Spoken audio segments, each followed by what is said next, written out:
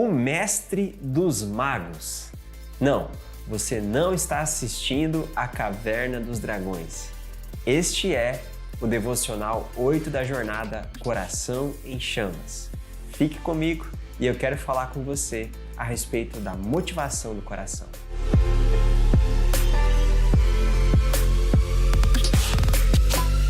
Atos dos Apóstolos, capítulo 8, a partir do versículo 18, diz assim: Quando Simão viu que, pelo fato dos apóstolos imporem as mãos, eram concedido o poder do Espírito Santo, oferecendo-lhes dinheiro, dizendo: Deem também a mim este poder, para que aquele sobre quem eu impuser as mãos receba o Espírito Santo.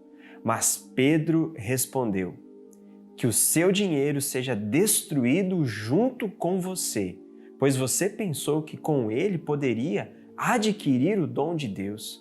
Não existe porção nem parte para você neste ministério, porque o seu coração não é reto diante de Deus. Portanto, arrependa-se desse mal e ore ao Senhor. Talvez Ele o perdoe por esse intento do seu coração, pois vejo que você está cheio de inveja e preso na sua maldade. Depois da morte de Estevão, a Bíblia fala no livro de Atos que houve uma perseguição e todos, exceto os apóstolos, foram dispersos de Jerusalém. Então eles começaram a pregar em outras cidades. A Bíblia fala que um diácono cheio do Espírito do Senhor e de sabedoria, chamado Felipe, ele foi pregar em Samaria. E na cidade de Samaria, o movimento do Espírito começou a acontecer. Curas, milagres, multidões se aglomerando para ouvir o Evangelho. Dentre essa multidão estava um homem chamado Simão.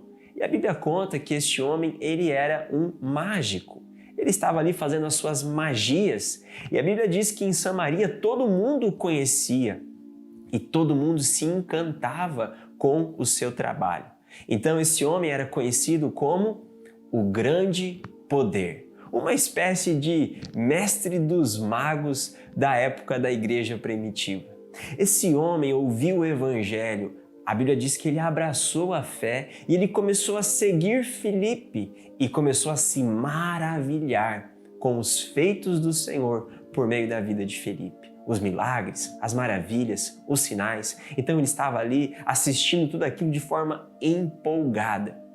Até que então, a Bíblia diz que os apóstolos, ao saberem do que acontecia em Samaria, eles vieram de Jerusalém até lá e começaram então a orar pelas pessoas. E ao imporem as mãos, as pessoas recebiam o Espírito Santo. O que aconteceu foi que Simão, olhando aquilo, desejou também impor as mãos e as pessoas receberem o Espírito Santo. Ele então oferece dinheiro para adquirir esse poder. E Pedro percebe que a motivação do coração deste homem estava totalmente equivocada. É ali então que Pedro o repreende e o convida a buscar no Senhor um lugar de arrependimento. Nós aprendemos com esta história, com este acontecimento, que muitas vezes, muitas pessoas estão buscando o poder de Deus com a motivação errada. Buscam o poder movidos pela ganância, pela inveja e pelo egoísmo. Esse era o caso de Simão. Ele não estava preocupado em que as pessoas recebessem o Espírito Santo, este poder de Deus que pudesse gerar novas vidas. Ele estava preocupado em chamar a atenção apenas para si, para novamente voltar talvez a ser chamado de o grande poder. Talvez que essa experiência de ser reconhecido como o mestre dos magos o movia novamente, agora no Evangelho, a querer chamar a atenção para si. Essa história nos ensina que querer o poder de Deus nem sempre é uma coisa pura, quando esse desejo é movido por uma ganância ou por um desejo mau. Nós precisamos ter fome do poder de Deus, mas ter fome do poder de Deus sem ter fome de Deus não é uma coisa boa, não é uma coisa pura. Por isso a motivação do nosso coração precisa ser sondada ao desejarmos o poder de Deus. E uma pergunta precisa ser respondida por nós. Eu quero o poder de Deus. Por quê?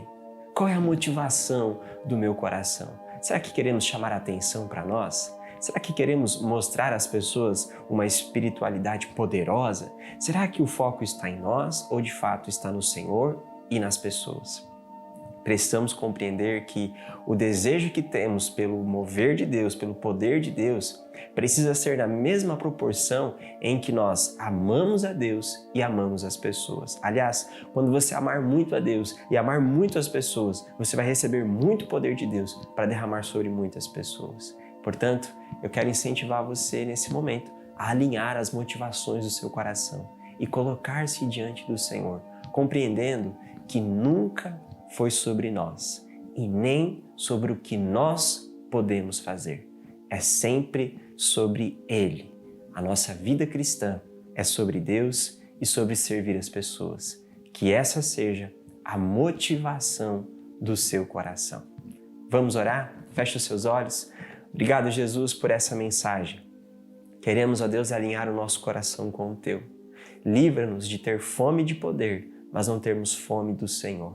Queremos Te amar e queremos amar as pessoas. Ó Deus, e para isso, clamamos pelo Teu poder que nos capacita, Deus, a podermos irmos mais longe e levarmos pessoas a terem uma experiência contigo através do poder que há em nós. Alinha o nosso coração, alinha, Senhor, as nossas expectativas para que possamos apresentar a Ti um coração quebrantado, contrito e humilhado, pronto para receber o Teu poder. Oramos assim, em nome de Jesus. Amém, amém. Que Deus te abençoe.